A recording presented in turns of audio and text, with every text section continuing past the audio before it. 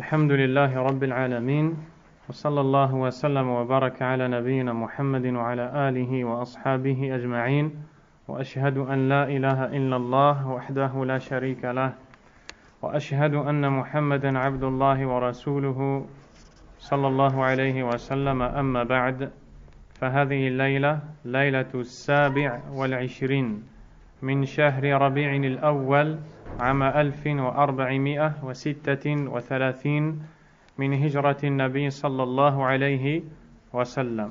ندخل في الدرس السادس من كتاب فقه الأدعية والأذكار للشيخ عبد الرزاق ابن عبد المحسن العباد حفظهم الله. Nous sommes le 17 janvier 2014 et aujourd'hui nous entrons dans le 6e cours de l'étude de ce livre, la compréhension des invocations et rappels de l'auteur, le noble cheikh Abdul Razzaq al-Badr, hafidhahullah. La semaine dernière, nous avons vu qu'il est bon, avant de dormir, de se coucher, de réciter les 3 dernières sourates du Coran, ceci en joignant les mains et en laissant de l'air accompagné de légères gouttes ou bien de poustillons que l'on va laisser sortir vers les mains, puis réciter ces 3 sourates, puis passer la main sur la tête et l'ensemble du corps et réitérer l'opération une 2e fois, puis une 3e fois. On a vu les hadiths qui font référence à cette invocation. Ensuite, le cheikh continue. Il va ici citer ce qu'a rapporté l'imam al-Bukhari, rahimahullah ta'ala, que parmi les formules à répéter avant de se coucher, le noble verset du Coran intitulé Ayat al-Kursi, le verset du siège. Inna min al-adhkar al-azima التي يستحب للمسلم أن يحافظ عليها كل ليلة عندما يأوي إلى فراشه قراءة آية الكرسي التي هي أعظم آية في القرآن الكريم. Il existe parmi les rappels à prononcer et qu'il est recommandé de dire aux musulmans avant de se coucher de réciter le noble verset intitulé Ayat al-Kursi. C'est d'ailleurs le plus grand verset du Coran. Effectivement, c'est le plus important verset du livre d'Allah Azza wa Jal. Et il fait référence à un hadith qui est rapporté par l'imam Muslim, rahimahullah, selon Ubay ibn Ka'b, radiyallahu anhu, qui était celui qui connaissait parmi les compagnons le plus le Coran. Et d'ailleurs, il était parmi ceux qui le récitaient de la meilleure façon.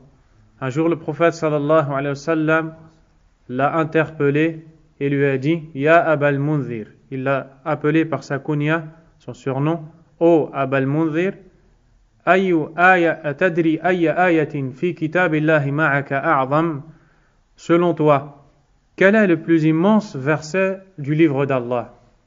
Abul Munzir a dit « Allah et son messager sont plus savants. Allah wa rasuluhu a'lam » Je vous pose la question, selon vous, quel est le verset le plus important du Coran? Celui qui a la réponse lève sa main.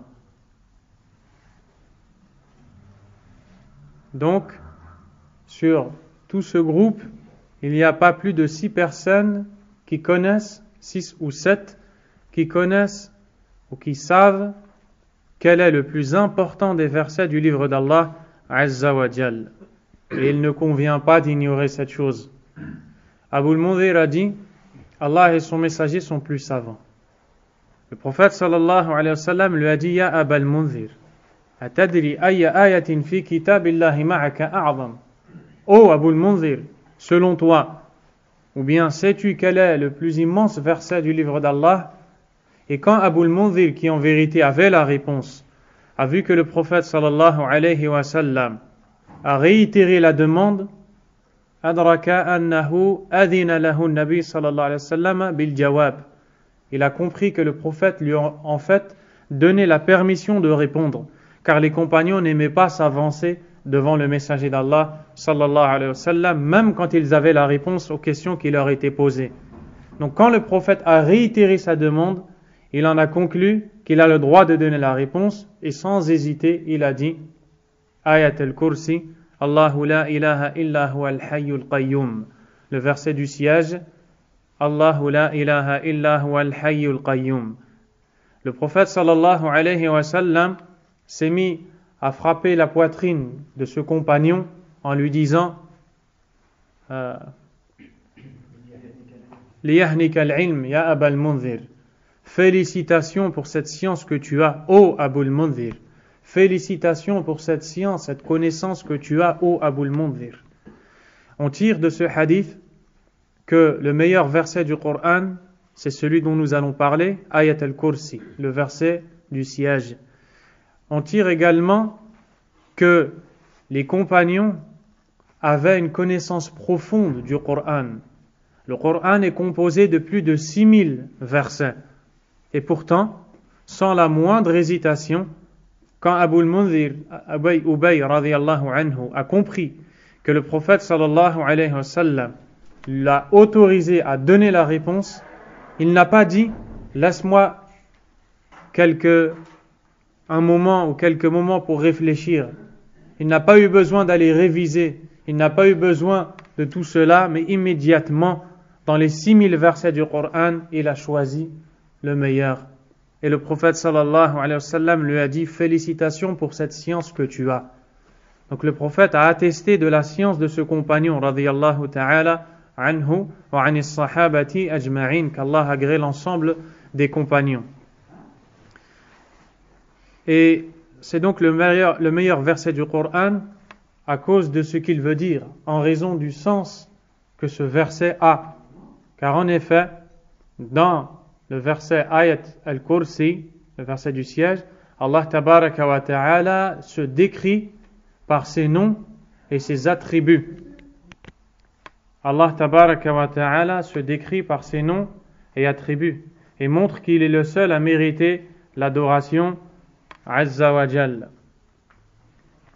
فقد جاء في السنة ما يدل على فضل ذلك وأن من قرأها إذا أوى إلى فراشه فإنه لم يزل عليه من الله حافظ ولا يقربه شيطان حتى يصبح. Des hadiths ont été relatés dans la sunna montrant tous le mérite de réciter ce verset du Coran avant de dormir. Si bien que celui qui récite ce verset avant de dormir, aucun diable ne pourra l'approcher tout au long de ce sommeil, jusqu'au matin. L'imam al-Bukhari, rahimahullah, a rapporté dans son recueil de récits prophétiques authentiques, selon Abu Huraira, radiyallahu ta'ala anhu, qui a dit وَكَّلَنِي رَسُولُ اللَّهِ صَلَّى اللَّهُ عَلَيْهِ وَسَلَّمَ بِحِفْظِ زَكَاةِ رَمَضَانَ فَأَتَانِي آتٍ فجعل يحثو من الطعام فأخذته وقلت والله لأرفعنك إلى رسول الله صلى الله عليه وسلم. Le messager m'a délégué la tâche de garder l'aumône que l'on donne à la fin de Ramadan. C'est une nourriture qui est donnée, ce qu'on appelle zakatul fitri. C'est lui qui devait la garder. Quand quelqu'un est venu à moi, ou quand quelqu'un est arrivé, et il s'est mis à prendre de cette nourriture. Cette nourriture, c'était des dattes que les musulmans allaient donner le jour du Eid, pour remercier Allah d'avoir jeûné tout au long du mois de Ramadan. Et ceci est la sunna. Et ce n'est pas une somme d'argent qui doit être donnée, mais c'est bien de la nourriture. Et les savants disent que celui qui donne une somme d'argent, elle ne lui sera pas acceptée ni comptée comme étant la zakat que l'on donne le jour du Eid. Cet homme a pris et a dérobé de cet argent, du moins de ces dates. Abu Huraira dit, je l'ai attrapé et lui ai dit, par Allah, je vais t'emmener voir le messager d'Allah sallallahu alayhi wa sallam, c'est-à-dire je vais te dénoncer car tu as volé. قال إني محتاج وعلي عيال ولي حاجة شديدة قال فخليت عنه. Cet homme a dit à Abu Huraira, je suis besogneux, j'ai des enfants à ma charge et je suis dans un très grand besoin. Abu Huraira, pris par la pitié, a laissé cet homme partir. Ceci a eu lieu la nuit. فأصبحت فقال النبي صلى الله عليه وسلم يا أبا هريرة ما فعل أسيرك البارحة. Arrivé au matin, je suis allé voir le prophète sallallahu alayhi wa sallam et il m'a dit, ô Abu Huraira, qu'a donc fait cet homme que tu as attrapé la veille? Le prophète n'était pas là, sallallahu alayhi wa sallam, mais il reçoit la révélation. Il arrive que Jibril descende le voir pour lui donner des informations relatives à des choses qui se sont déroulées alors qu'il n'était pas présent, sallallahu alayhi wa sallam. Ce fut le cas ici. قال قلت يا رسول الله شكا حاجة شديدة وعيالا فرحمته. J'ai dit, ô messager d'Allah, il s'est plaint auprès de moi d'un très grand besoin d'enfants qu'il a à sa charge. J'ai été pris par la compassion pour lui, ou j'ai eu pitié de lui. فخليت سبيله. Je l'ai donc laissé s'en aller. قال أما إنه قد كذبك وسيعود. Le messager lui a dit, sache qu'il t'a menti et qu'il va revenir. C'est-à-dire, il n'est pas besogneux, il n'a pas d'enfant à sa charge, c'est un menteur. Et ce menteur va revenir pour reprendre ce qu'il a voulu prendre. فعرفت أنه سيعود. Abu Huraira a dit, j'ai donc su qu'il allait revenir. لقول رسول الله صلى الله عليه وسلم إنه سيعود. Car le messager m'a dit, il va revenir. Et les compagnons croient en la véracité des paroles du prophète sallallahu alayhi wa sallam. فرصدته فجاء يحثو من الطعام. وذكر الحديث إلى أن قال فأخذته يعني في الثالثة فقلت لأرفعنك إلى رسول الله صلى الله عليه وسلم. Puis Abu Huraira radiyallahu anhu dit, je l'ai donc guetté. Il s'est caché et a surveillé l'arrivée de cet homme.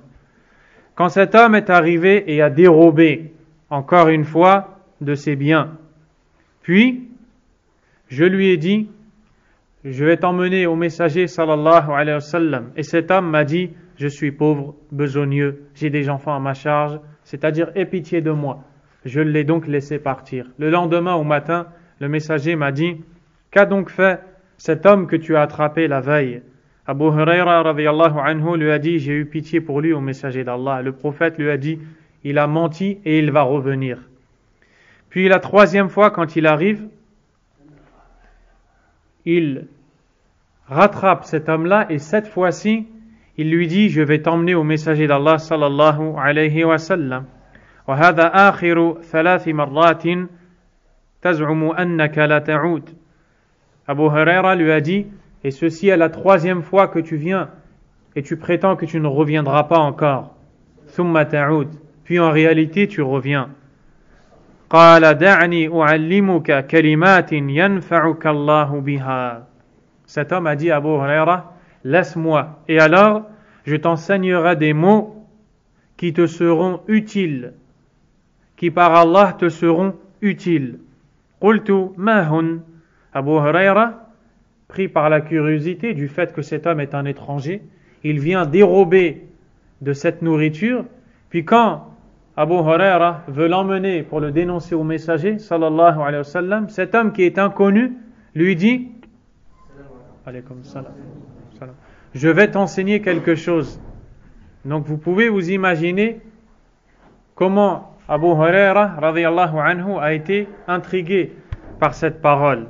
Il a été attiré par la chose qu'il voulait lui dire. Alors il lui dit, et que sont ces paroles? قال إذا أويت إلى فراشك فاقرأ آية الكرسي الله لا إله إلا هو الحي القيوم حتى تختم الآية فإنك لن يزال عليك من الله حافظ ولا يقربك شيطان حتى تصبح. Cet homme lui dit alors, lorsque tu vas te coucher, récite le verset du siège, Allahu la ilaha illa huwa al-hayyul qayyum, jusqu'à compléter la lecture de ce verset, car lorsque tu vas réciter ce verset, Allah t'enverra un gardien qui restera à tes côtés tout au long de cette nuit, si bien que aucun diable ne pourra t'approcher jusqu'à arriver au matin. فَخَلَّيْتُ سَبِيلَهُ. Abu Huraira a dit, je l'ai donc laissé s'en aller. فَأَصْبَحْتُ فَقَالَ لِي رسول الله صلى الله عليه وسلم مَا فَعَلَ أَسِيرُكَ الْبَارِحَةَ. Nous sommes arrivés au matin et le messager m'a dit, qu'a donc fait cet homme que tu as capturé la veille? فَقُلْتُ يَا رسول الله زعم أنه يعلمني كلمات ينفعني الله بها. J'ai dit au messager d'Allah, il a prétendu m'enseigner des paroles qui par Allah me seront utiles. فَخَلَّيْتُ سَبِيلَهُ. Je l'ai donc laissé s'en aller. قال وما هي. Le messager a dit, et quelles sont ces paroles?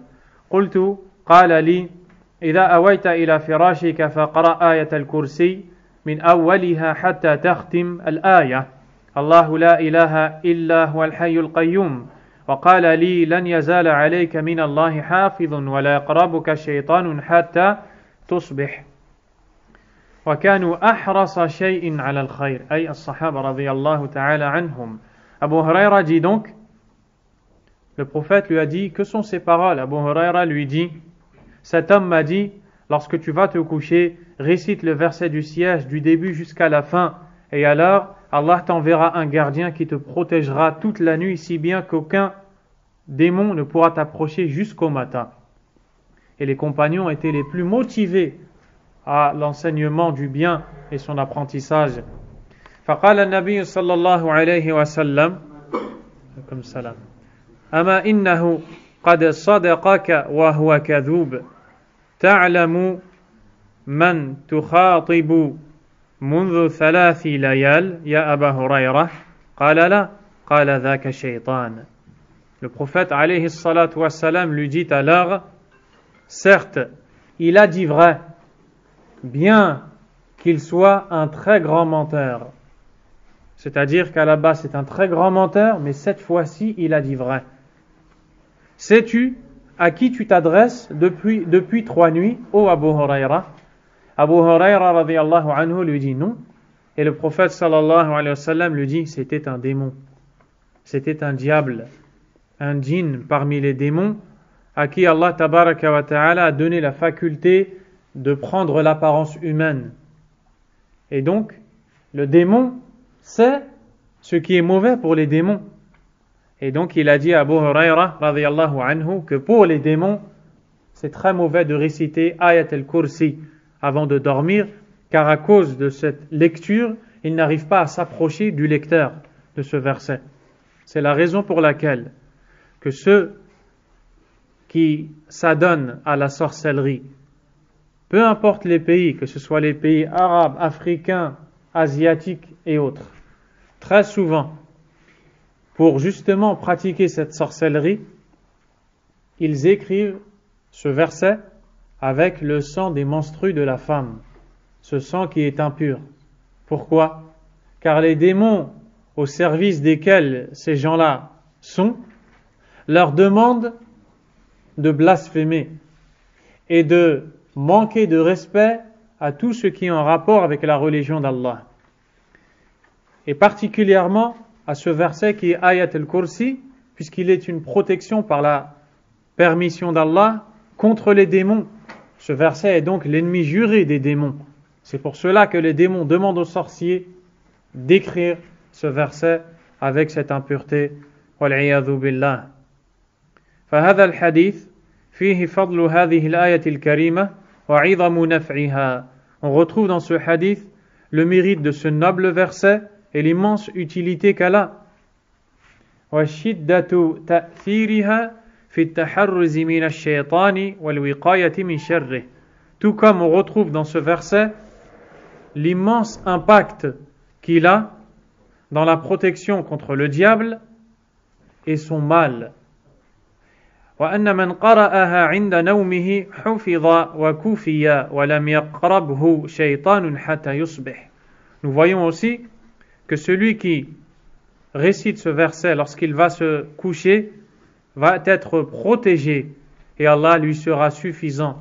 Aucun démon ne l'approchera jusqu'au matin. Pourquoi tout ce mérite et tout ce résultat? ذلك أن هذه الآية الكريمة فيها من توحيد الله وتمجيده وتعظيمه وبيان تفرده بالكمال والجلال ما لا يحقق لمن قرأها الحفظ وما يحقق لمن قرأها الحفظ والكفاية. Il y a dans ce noble verset la déclaration du véritable monothéisme, de l'unicité d'Allah Azza wa Jal dans ses noms et attributs. Il y a dans ce verset la vénération d'Allah Azza wa Jal et le fait qu'il est le seul à être parfait dans tous ses noms et attributs. Et donc celui qui récite toutes ces choses-là va être protégé. Il s'y trouve parmi les noms d'Allah 5 de ces noms. فيها 5 أسماء من أسماء الله عز وجل وفيها من صفات الله ما يزيد على 20 صفة. Il y a plus de 20 attributs d'Allah Azza wa Jal dans ce verset. Lorsque nous disons attributs d'Allah, effectivement, Allah Tabaraka wa Ta'ala a des noms et des attributs. Les attributs d'Allah, ce sont les qualificatifs par lesquels Allah Azza wa Jalla est décrit. Par exemple, il existe parmi les noms d'Allah Al-Karim, qui est traduit par le généreux. C'est un nom par lequel Allah est nommé, Azza wa Jalla. Ce nom a un attribut par lequel Allah est décrit. Cet attribut, c'est Al-Karam, la générosité. Allah a les noms les plus parfaits et il a les attributs les plus parfaits. Dans Ayat al-Kursi, on retrouve 5 des noms d'Allah et 20 et plus de 20 des attributs d'Allah subhanahu wa ta'ala. فقد بدأت بذكر تفرد الله بالألوهية وبطلان ألوهية كل من سواه. Ce verset débute par la mise en évidence qu'Allah est unique dans le droit à l'adoration et que toute adoration vouée à autre que lui est caduque. Allahu la ilaha illa huwa al-hayyul qayyum. Allah, il se présente. Qui est-il? Allah subhanahu wa ta'ala. On pourrait se dire, que veut dire Allah? La ilaha illa hu. Nulle autre divinité ne mérite réellement l'adoration excepté lui, subhanahu wa ta'ala. Donc il commence à montrer qu'il est le seul à avoir le droit à l'adoration, tabaraka wa ta'ala. ثم ذكر حياة الله الكاملة التي يلحقها فناء. Puis Allah va citer son attribut qui est la vie. Allah est vivant, sa vie est parfaite, si bien qu'elle ne sera jamais rattrapée par l'anéantissement. Allah tabaraka wa ta'ala est vivant d'une vie parfaite, qui n'a aucun début ni fin et aucun manquement. Il n'a jamais connu le néant, al-adam. Il ne connaîtra jamais l'anéantissement, al-fana, subhanahu wa ta'ala. Wa dhikri qayyumiyatihi subhanahu, ay qiyamihi bi nafsihi wa qiyamihi bi tadbiri umuri khalqih. On y trouve aussi la description d'Allah comme étant celui qui subsiste par lui-même et par lequel tout subsiste. Allah n'a besoin de personne pour subsister, alors que tout autre que lui a besoin de lui pour subsister. Même les choses inertes, al-jamadat. وذكر تنزهه سبحانه عن صفات النقص كالسنة والنوم. Allah tabaraka wa ta'ala dans ce noble verset a cité qu'il est totalement exempt de tout manquement, que ce soit la somnolence, le sommeil et autres d'ailleurs. وبيان ساعة ملكه subhana. On trouve dans ce verset la vasteté de son royaume, azza wa jal. Wa anna jami'a man fi samawati wal ard abidun lahu dakhiluna tahta qahrihi wa sultanihi. Tout comme on trouve également dans ce verset le fait que l'ensemble des créatures habitant les cieux et la terre ne sont que ses esclaves. Ils sont sous sa domination et sa puissance, subhanahu wa ta'ala. وذكر من أدلة عظمته أنه لا يمكن لأحد من الخلق أن يشفع عنده سبحانه إلا من بعد إذنه. Il a également cité dans ce même verset, subhanahu wa ta'ala, qu'aucune personne ne pourra intercéder le jour de la résurrection en faveur d'une autre personne si ce n'est après qu'il en donne la permission, tabaraka wa ta'ala. Même le prophète Mohammed sallallahu alayhi wa sallam, à qui Allah va donner la permission d'intercéder pour les gens de sa communauté afin qu'ils soient épargnés par Allah du feu de l'enfer, il ne pourra intercéder que quand Allah azza wa jal lui en donnera la permission. Et le hadith est rapporté par l'imam al-Bukhari dans les derniers chapitres.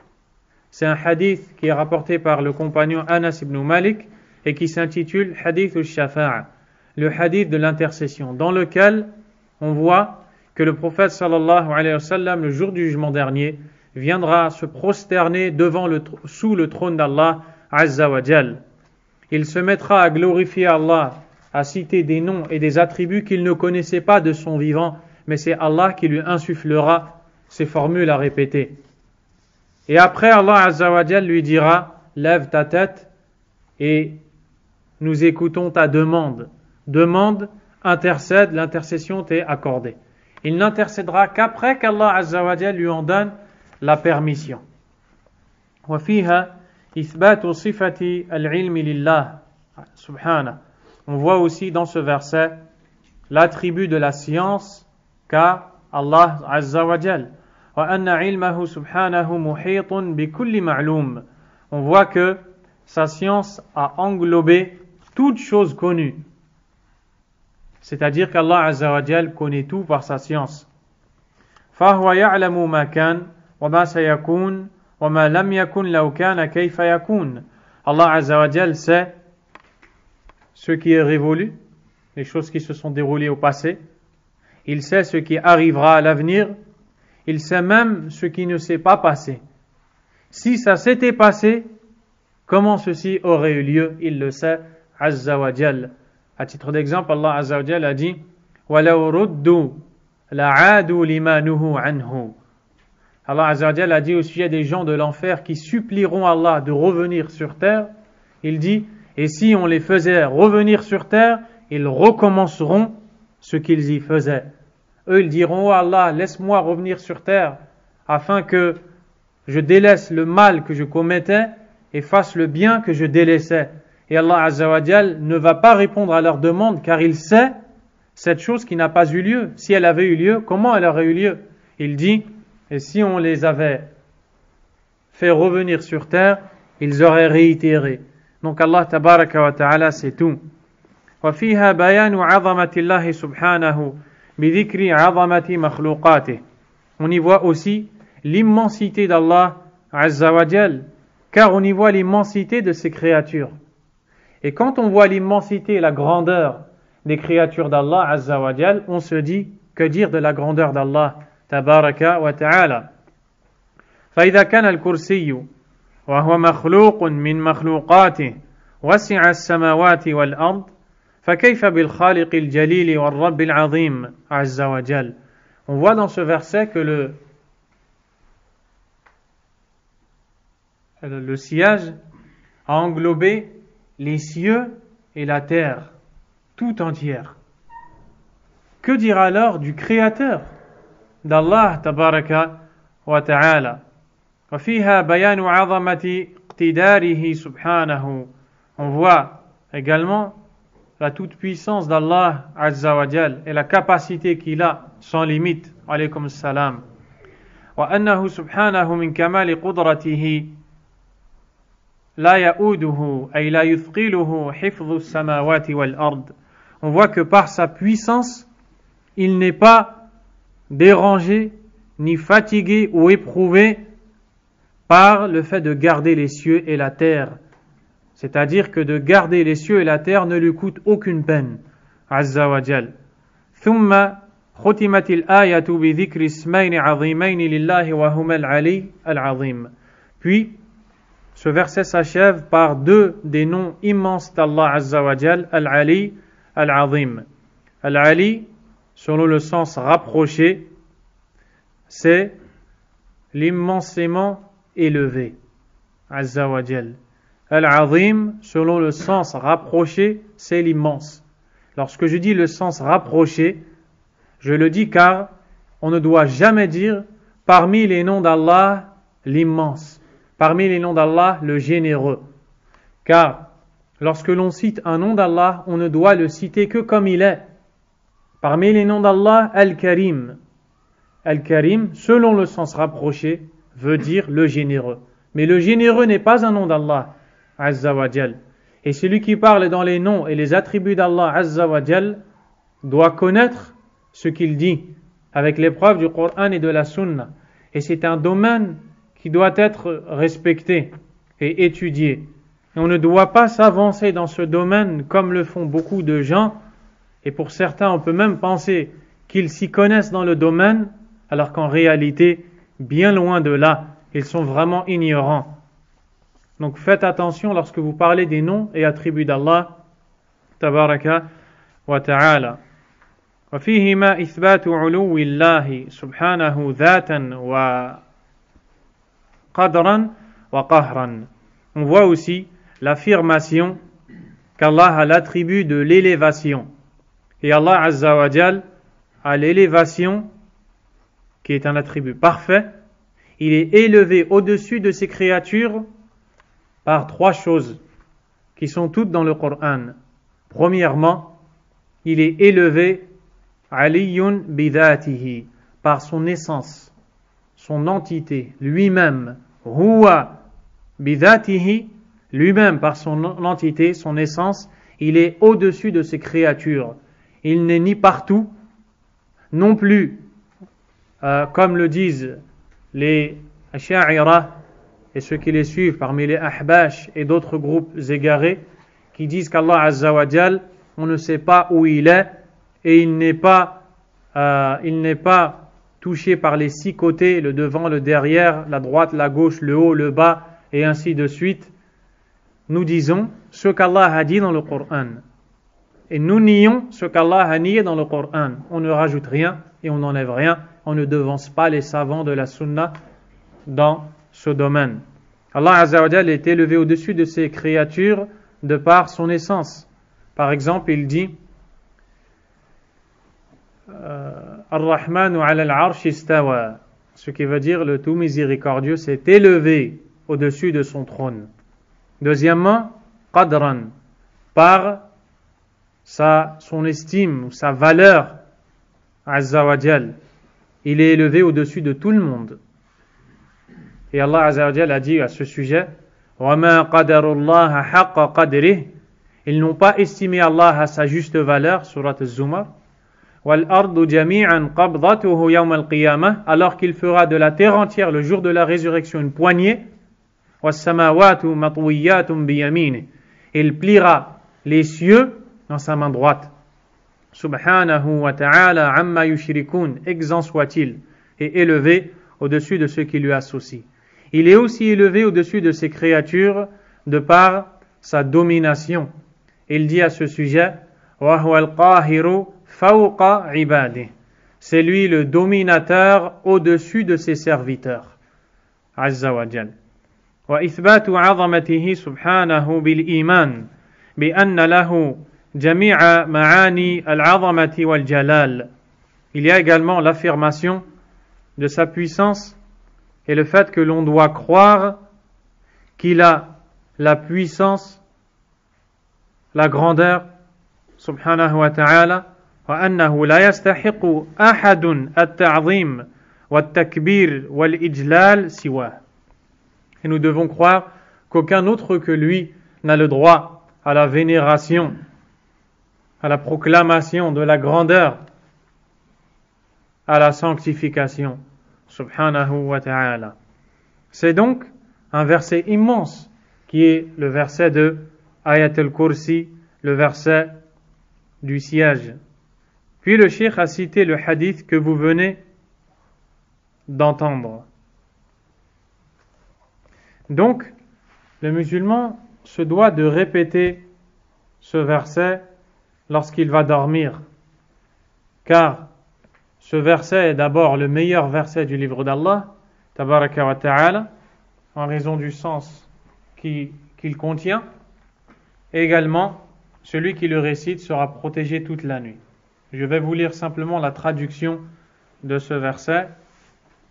Allah, point de divinité méritant le culte à part lui, le vivant, celui qui subsiste par lui-même et par lequel tout subsiste. Ni somnolence ni sommeil ne le saisissent. À lui appartient tout ce qui est dans les cieux et sur la terre. Qui peut intercéder auprès de lui sans sa permission?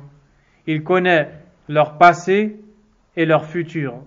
Et de sa science, il n'embrasse que ce qu'il veut.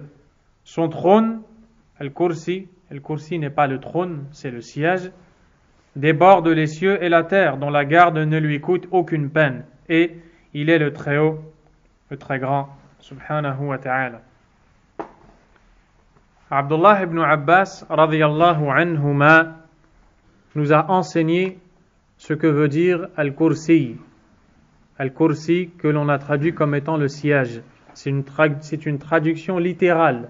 Sinon, le Kursi, quand il s'agit du Kursi d'Allah, Azza wa Jal, n'est pas un siège, mais c'est l'endroit où Allah, tabaraka wa ta'ala, pose ses pieds, subhanahu wa ta'ala. Et nous, les adeptes de la sunna, qui suivons la compréhension qu'avaient les pieux prédécesseurs, que ce soit les compagnons et ceux qui les suivirent par excellence, alaykoum salam, croyons qu'Allah a les attributs les plus parfaits. Nous les affirmons comme lui-même les a affirmés. Et parmi ce qu'Allah Azza wa Jalla a affirmé, et ce que lui a affirmé son prophète sallallahu alayhi wa sallam, l'attribut du pied. Nous devons y croire avec la règle Laysa kamithlihi shay wa huwa as-sami'ul basir. Rien ne lui ressemble et c'est lui l'audient, l'omniscient. Rien ne ressemble à Allah Azza wa Jalla. Le fait d'affirmer cet attribut pour Allah ne veut en aucun cas dire que nous avons fait ressembler Allah à sa créature subhanahu wa ta'ala. Donc Allah a cet attribut, il est parfait, on ignore le comment de cet attribut. Interroger sur le comment de cet attribut est une innovation interdite chez Allah Azza wa Jalla, mais nous devons y croire. Voici ce qu'est Al-Kursi. Quant au Arsh, le Arsh, c'est le trône au-dessus duquel Allah tabaraka wa ta'ala s'est élevé, subhanahu wa ta'ala. Simplement, le Kursi dont on parle, dans sa vasteté, a embrassé les cieux et la terre. Et le prophète sallallahu alayhi wa sallam a dit que par rapport au deuxième ciel, le premier ciel n'est que comme un anneau lancé dans le désert. C'est-à-dire que le deuxième ciel est comme un désert et le premier est comme un anneau, alors qu'il est immense. Pareil pour la différence entre le deuxième et le troisième ciel. Et ainsi de suite jusqu'au septième. Et le Kursi a englobé ces sept cieux et la terre entière. Et le Arsh est plus grand que tout ça encore. Et Allah tabaraka wa ta'ala est plus grand que tout ça encore. Subhanahu wa ta'ala. Comment voulez-vous que celui qui récite cette sourate ne soit pas protégé, ce verset ne soit pas protégé par Allah Azza wa Jalla. Cependant, il faut avoir une bonne compréhension des textes, et cette bonne compréhension n'est que la compréhension des compagnons de la deuxième génération, de la troisième génération, as-salafus salih, ridwanullahi alayhim, les pieux prédécesseurs. فَإِنْ آمَنُوا بِمِثْلِ مَا آمَنْتُمْ بِهِ فَقَدْ اهْتَدَوْا. Suratul Baqarah, le sens du verset. Et s'ils croient en la même chose en laquelle vous croyez, alors ils seront guidés. Donc si nous avons la même croyance que celle des compagnons, on est dans le droit chemin. Sinon, nous sommes égarés. ومما يستحب للمسلم أن يحافظ عليه عندما يأوي إلى فراشه أن يقرأ سورة الكافرون ويجعلها آخر ما يقرأ فإنها براءة من الشرك. Parmi les versets ou surahs du Coran bonnes à réciter avant de dormir, قل يا أيها الكافرون, Surat al-Kafirun. L'imam Ahmed rahimahullah a rapporté dans son livre Al-Musnad عن فروة بن نوفل الأشجعي عن أبيه قال دفع إلي النبي صلى الله عليه وسلم ابنة أم سلمة عليكم السلام فقال إنما أنت ضئري أنت ضئري قال فمكثت ما شاء الله ثم أتيته فقال ما فعلت الجارية أو الجويرية قال قلت عند أمها قال فمجيء ما جئت قال قلت تعلمني ما أقول عند منامي فقال اقرأ عند منامك قل يا أيها الكافرون ثم نم على خاتمتها فإنها براءة من الشرك. Le hadith, dans la fin du hadith, le prophète sallallahu alayhi wa sallam a demandé à quelqu'un pourquoi es-tu venu?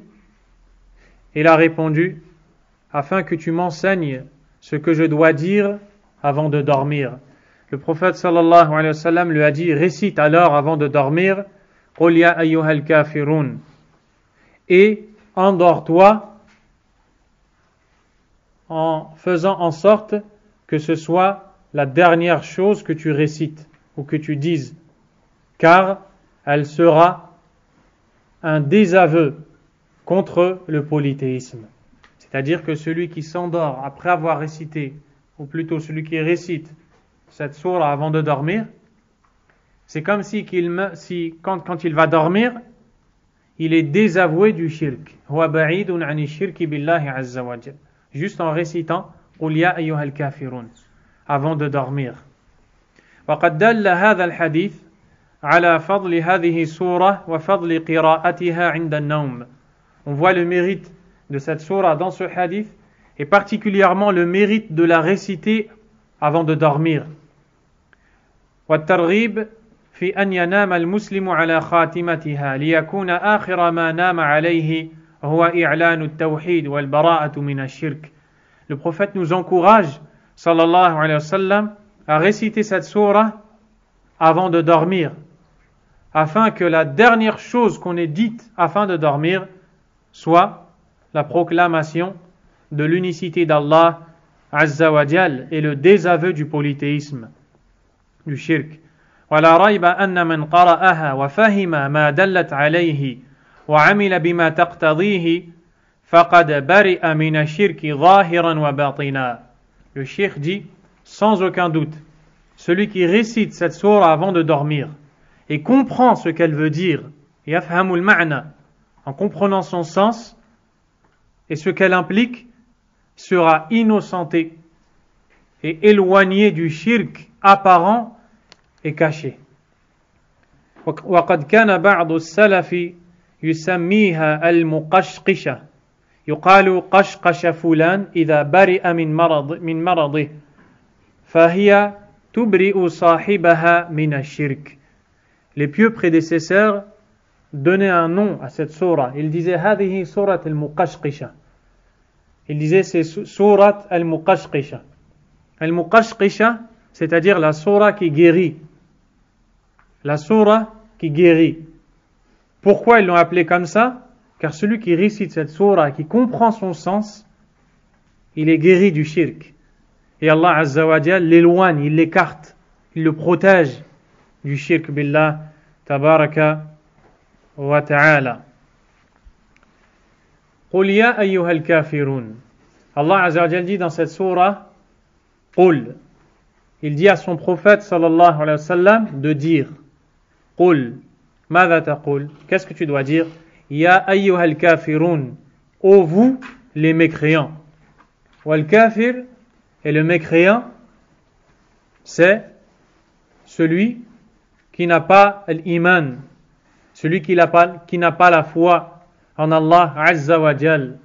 Il n'a pas la foi à la seigneurie d'Allah, Ar-Rububiyya, il n'a pas la foi aux noms et aux attributs d'Allah, l'Asma wa Sifat, il n'a pas la foi au droit à l'adoration d'Allah, Al-Uluhiyya, il n'a pas la foi aux anges, il n'a pas la foi aux messagers, aux livres, au jour dernier, au destin, qu'il soit bon ou mauvais, ou bien il a commis un annulatif de l'islam. C'est quelqu'un qui n'est pas musulman, de manière générale et simplifiée. Qul ya ayyuhal kafirun, dit ô vous, les mécréants, la a'budu ma ta'budun, je n'adore pas ce que vous adorez. Pour bien comprendre ce verset, regardez ce qu'Ibrahim a dit. Allah Azza wa Jalla a dit dans Surat Az-Zukhruf, les ornements, wa idh qala Ibrahim li abihi wa qawmihi, et quand Ibrahim a dit à son père et à son peuple, innani bara'um mimma ta'budun, je me désavoue de ce que vous adorez, je déteste ce que vous adorez. Ana ba'idun mimma ta'budun, je suis loin de ce que vous adorez. Illa alladhi fatarani, ay illa alladhi khalaqani, sauf celui qui m'a créé. Ceci est le sens de la a'budu ma ta'budun, je n'adore pas ce que vous adorez. Wala antum abiduna ma a'bud, et vous n'adorez pas ce que j'adore. Le prophète sallallahu alayhi wa sallam s'adresse à Quraysh. Quraysh ya'buduna Allah, walakin yushrikuna billah, wa yakfuruna billah. Les gens de Quraysh adorent Allah Azza wa Jal. Ils vont à la Kaaba et ils font le Hajj. Mais ils commettent du polythéisme. Ils adorent un autre qu'Allah en même temps. Alaykum salam. À cause de cette adoration qu'ils ont vouée à un autre qu'Allah Azza wa Jal, Allah Azza wa Jal a dit à son prophète de leur dire Wala antum abiduna ma a'bud, et vous n'adorez pas ce que j'adore, alors que ils ont des actes d'adoration qu'ils ont voués à Allah. Mais à cause de leur shirk, tout ce qu'ils ont voué comme culte à Allah est caduc et est annulé. Ils ont de la ibada, ils invoquent Allah. Allah Azza wa Jalla a dit فَإِذَا رَكِبُوا فِي الْفُلْكِ دَعُوا اللَّهَ مُخْلِصِينَ لَهُ الدِّينَ. Et quand ils embarquent en mer, ils invoquent Allah en lui vouant le culte sincèrement. C'est une ibada, c'est une adoration. Mais quand فَلَمَّا نَجَّاهُمْ إِلَى الْبَرِّ إِذَا هُمْ يُشْرِكُونَ, mais quand Allah Azza wa Jalla les sauve de la mer et les ramène sur la terre, ils se remettent au polythéisme. À cause de ça, Allah Azza wa Jalla leur a dit Wala antum abiduna ma'abud, vous n'adorez pas ce que j'adore. Donc, pour que la ibada soit appelée ibada, il faut que ça soit basé sur al-ikhlas, sur la sincérité. Ce que je vous dis, vous le retrouvez dans le sharh des 4 règles, al-qawa'id al-arba' du Cheikh Abd al-Razzaq al-Abbad, hafidhahullah ta'ala. Wala ana 'abidun ma 'abadtum. Et moi, je n'adore pas ce que vous adorez. Lan a'buda ma ta'budun. C'est-à-dire, je n'adorerai jamais ce que vous adorez. Jamais je ne vais invoquer quelqu'un d'autre qu'Allah. Vous demandez au statut, jamais je ne demanderai au statut. Et dans ce verset, wallahi, le musulman qui comprend ce verset, et toute personne qui comprend ce verset, il se dit, comment je peux aller demander à quelqu'un d'autre qu'Allah Azza wa Jal, comme ces gens qui font al-sihr, qui font la sorcellerie, ou qui vont voir al-kahana, les voyants, pour leur dire qu'est-ce qui va m'arriver demain, alors que Allah Azza wa Jal a dit Wala ana abidum ma abadtum, et je n'adorerai jamais ce que vous adorez. Pourquoi? Je ne demanderai qu'à Allah Azza wa Jal. Wala antum abiduna ma a'bud, et vous n'adorerez jamais ce que j'adore. Tant que vous ne revenez pas sincèrement à Allah, vous vous fatiguerez pour rien. Regardez les derniers versets de Surat Al-Kahf. Qul hal unabbi'ukum bil akhsarin a'mala, dit, voulez-vous que je vous informe qui sont les plus perdants en œuvre? Alladhina dhalla sa'yuhum fil hayati dunya wa hum yahsabuna annahum yuhsinuna sun'a. Ceux dont l'effort s'est égaré dans la vie d'ici-bas, pensant faire le bien. Ils font des actions, ils croient faire quelque chose de bien, mais comme ils commettent le shirk, Allah Azza wa Jal n'acceptera jamais rien d'eux. Wal'iyadhu billah. Wa qadimna ila ma amilu min amal, faj'alnahu haba'an manthura. Allah Azza wa Jal a dit dans Surat Al-Furqan que les mushrikoun, les associateurs, vont venir avec les bonnes choses qu'ils ont fait. Mais Allah Azza wa Jal va les changer en poussière. Pourquoi? Parce qu'ils commettaient ashirku billahi Azza wa Jal. Lakum dinukum waliyadin. À vous votre religion, à moi la mienne. Wallahi, c'est triste de voir que des musulmans ne comprennent pas ce verset.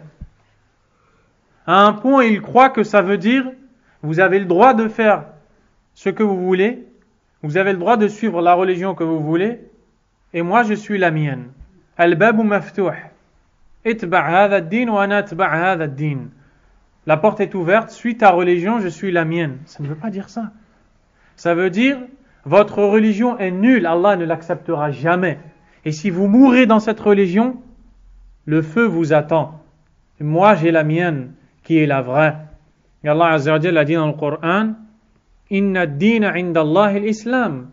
La religion chez Allah, c'est l'islam, la seule, la vraie, la seule qu'Allah accepte. Il dit aussi dans Surat Ali Imran, وَمَنْ يَبْتَغِي غَيْرَ الْإِسْلَامَ دِينًا فَلَنْ يُقْبَلَ مِنْهُ وَهُوَ فِي الْآخِرَةِ مِنَ الْخَاسِرِينَ.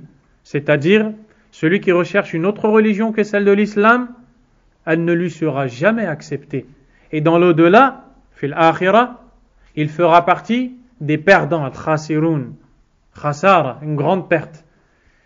Subhanahu wa ta'ala. Il dit aussi, وَلَا يَدْخُلُونَ الْجَنَّةَ حَتَّى يَلِجَ الْجَمَلُ فِي سَمِّ الْخِيَاطِ. Ces gens-là n'entreront au paradis que quand le chameau rentrera dans le trou de l'aiguille. Qu'est-ce que ça veut dire? Ça veut dire jamais. Tu as déjà vu un chameau rentrer par la porte? Comment tu vas voir un chameau rentrer dans le trou de l'aiguille? Donc quand on dit lakum dinukum waliyadin, lakum dinukum waliyadin, à vous votre religion, à moi la mienne, ay lakum dinukum al-batil alladhi ubghiduhu fillahi azza wa jal walillah wa akrahu dinakum. À vous votre religion caduque que je déteste pour Allah azza wa jal, tout comme je vous déteste vous aussi.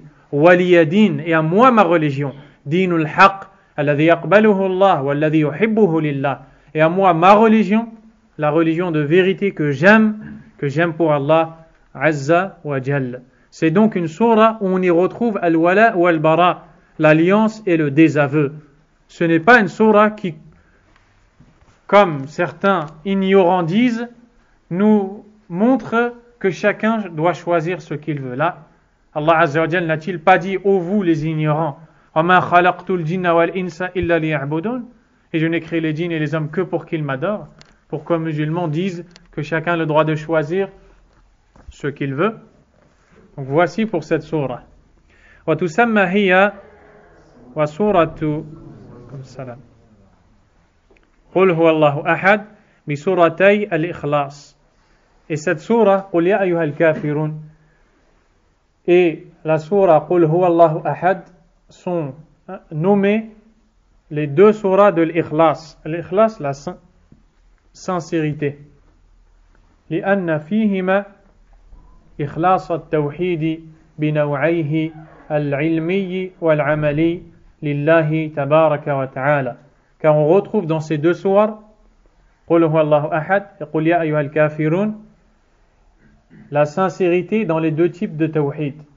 Les deux types de tawhid, car certains savants le divisent en trois: rububiyya, uluhiyya, asma wa sifat. Vous connaissez. D'autres le divisent en deux. Et dans une partie, ils ont rentré al-rububiyya ou al-asma wa sifat. Et dans la deuxième, al-uluhiyya. Donc au final, c'est la même chose. Il n'y a pas de divergence du point de vue de al-aqida, de la croyance. Ici, il fait allusion à cette subdivision en deux catégories. On trouve le tawhid scientifique et le tawhid pratique. Quand on dit le tawhid scientifique, on parle de la seigneurie et des noms et attributs. Ce tawhid-là, c'est une science.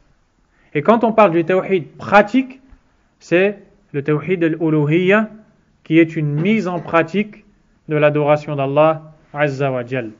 وقد كان النبي صلى الله عليه وسلم يواظب على قراءتها في ركعتي الفجر فيفتتح بهما عمل النهار وكان يقرأهما في سنة المغرب فيختتم بهما عمل النهار وكان يوتر بهما فيكونان خاتمة عمل الليل وسبق أن مر معنا أنه صلى الله عليه وسلم كان يقرأ قل هو الله أحد إذا آوى إلى فراشه وفي حديث نوفل هذا الترغيب في قراءة قل يا أيها الكافرون عند النوم فيكونان بذلك الخاتمة التي ينام عليها المسلم.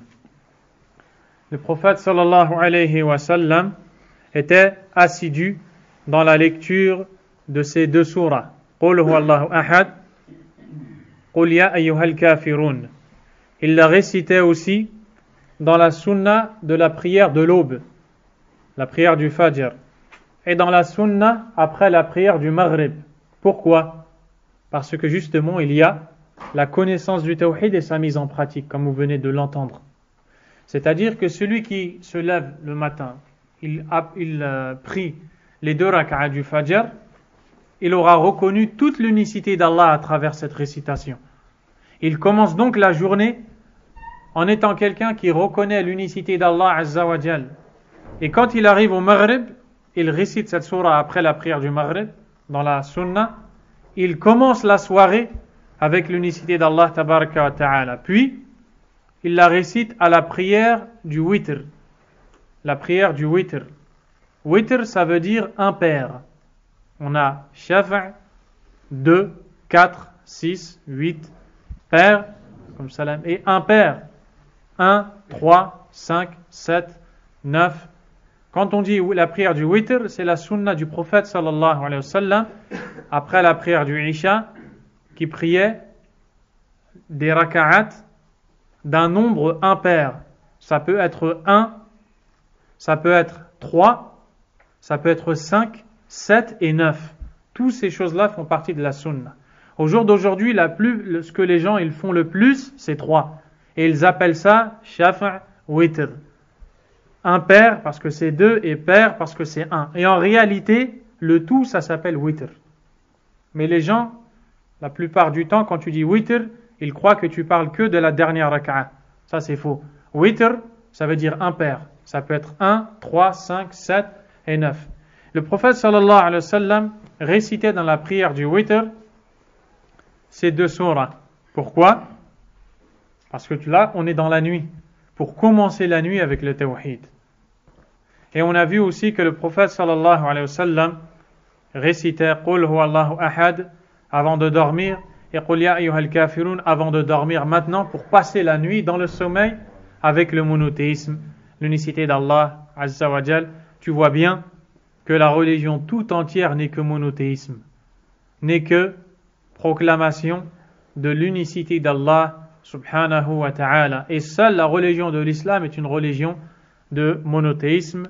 Ceux-ci sont mes derniers mots. Wallahu a'lam. Wa sallallahu wa sallama wa baraka ala nabiyyina Muhammadin wa ala alihi wa ashabihi ajma'in. Subhanakallahumma wa bihamdik. Ashhadu an la ilaha illa anta astaghfiruka wa atubu ilayk.